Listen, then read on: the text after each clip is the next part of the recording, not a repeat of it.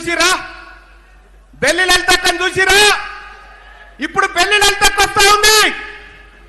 Belly లలితక్క మీ అందరినీ ఈ సభలో చూస్తుంటే కడుపు నిండిపోతుంది. మా బీసీ ఆడబిడ్డలు, అన్నదమ్ములు అందరికీ ఉద్యమాభివందనాలు. నన్ను గుర్తువచ్చిందా? అవును, నేనే మీ బెల్లి లలితక్కను. ప్రత్యేక తెలంగాణ కావాలి, మా బీసీలకు రాజ్యాధికారం కావాలి అని పోరాటం చేసినందుకు పాలకర్రెడ్లు నన్ను ముక్కలు ముక్కలుగా నరికేసిండ్రు. మీకు దూరమయ్యి 27 ఏళ్ళు గడిచింది.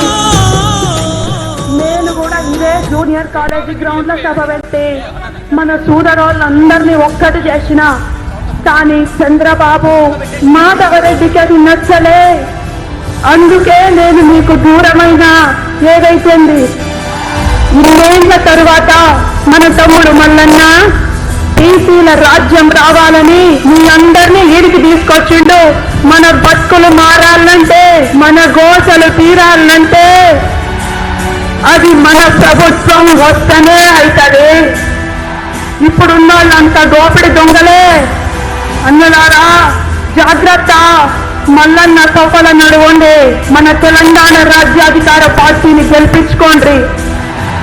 మల్లన్నకు నా దీవెనార్కులు. ఇక ఉంటా. జై బీసీ.